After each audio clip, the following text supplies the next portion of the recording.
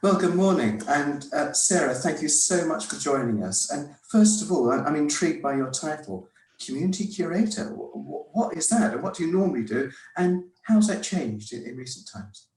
Okay, so my role is only just under 2 years old. It's a new role. And my job at the Wiltshire and the Salisbury Museums is to look at finding new ways to connect with new groups of people. So particularly groups of people who either just don't think to visit a museum, or that there's a physical or a perceptual barrier for them to come to us. So I create new projects, and that goes all the way from under fives to working in care settings. Pre-COVID, I picked up on doing our handling boxes, taking Stone Age, Bronze Age, Saxon handling boxes into care settings so they could see artifacts and replicas and learn about that period of history. So I started by doing that. And then I went on to start to develop a range of reminiscence box resources, which is something that I'd done a little bit of before. And then really to kind of move our sessions over from sort of fact delivery to being more led by the group. So the sessions are fairly loosely structured. They're object based, so people can get their hands on things in a way that sparks Actually touch things, actually have them. Yeah. And then to go from there, what are you interested in? Which of these things spark your ideas or memories or conversation? And really just follow down that rabbit hole and see where it takes me. So I was halfway through buying and developing all of these boxes when the lockdown happened. So, but we have a work one. We also have a creative Wiltshire one, which is actually about pictures from our art collection, about local landscapes that people would recognise. We did have a basic toys reminiscence box as well, and we were in the process of developing a kind of holidays and leisure, so it was the seaside, all of those sorts of things, and with plans to also do one that was about local celebration, jubilees, village fetes, all of those sorts of things. The museum, of course, put all of its content online, so we have digital exhibitions. So my first session with them was kind of like a tour through that digital exhibition. It was really kind of image led on the screen with screen share, with me talking. And it was a point of interest, and it was something different in their day, but it was very one-sided. So it was me talking, big picture of my face on a screen in the lounge, and very different. And that was really, I found that unsettling, because I'm so used to being in a room with people, waiting for them to say something and then improvising what happens next off the back of that, and there was none of that. So it was fine. And then I moved on to doing some sessions that were based on some of our objects, so from the handling boxes and things like that. And I started to mix it up a bit, to have videos of other members of staff that I could also share on Instagram, because what I found was just an hour of me on a screen talking, that no one wants that. So like getting lots of different things happening on the screen did help to keep people's interest and to keep them engaged over the session, but I still wasn't quite there. And I started to think then about what the sessions pre-COVID were like, and what were the important things in those sessions. And it was not just the to and fro between me and the residents, but also between each other. And that's interesting, because they were all just staring at the screen. So I started to think about how we could put that back into it. And I suppose as the care homes as well got used to the regulations, we realised that actually we could take objects into the care homes, with cleaning and quarantining. So it takes a lot of time. So our handling objects will be out of the museum for a week and a half for one session with all the quarantining.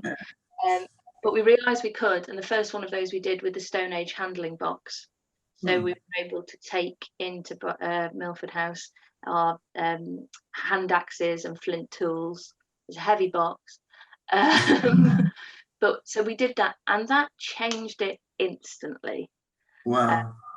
So each resident was only able to handle one object. There was no passing between people.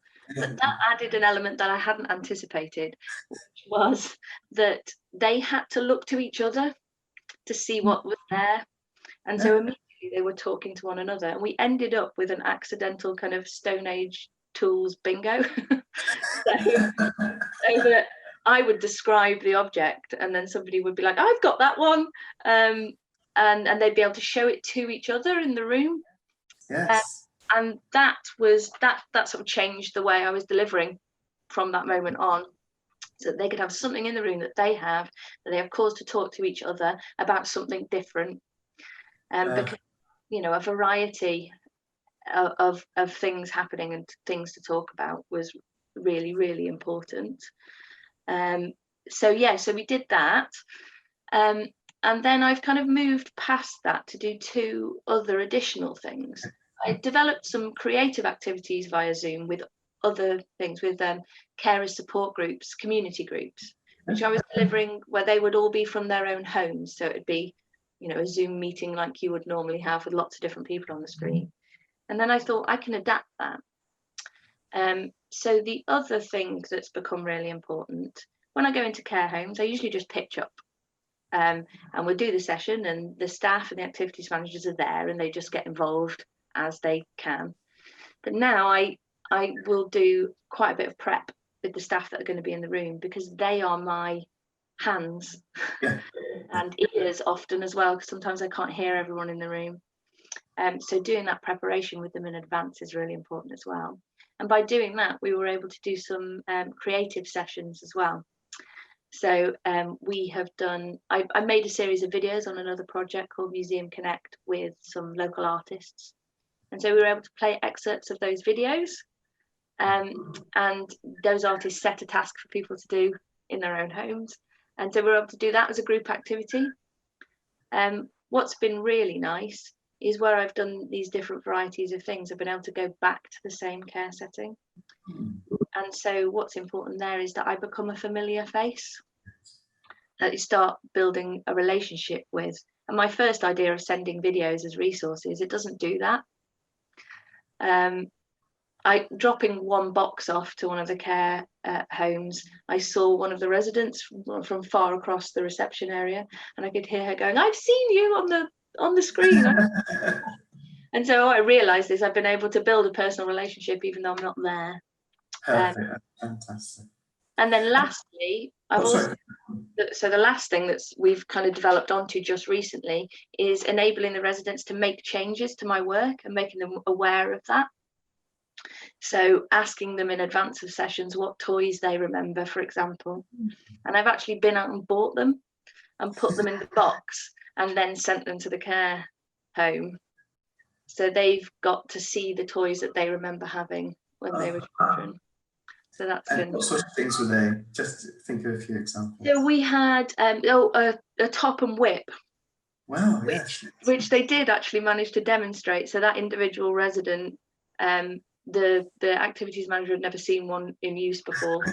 She was actually able to get it going. They had a bit of a struggle on carpet, but she turned out to be quite an expert in it. So that's a lovely moment because it's active. Yes. Yeah. And it was all about her.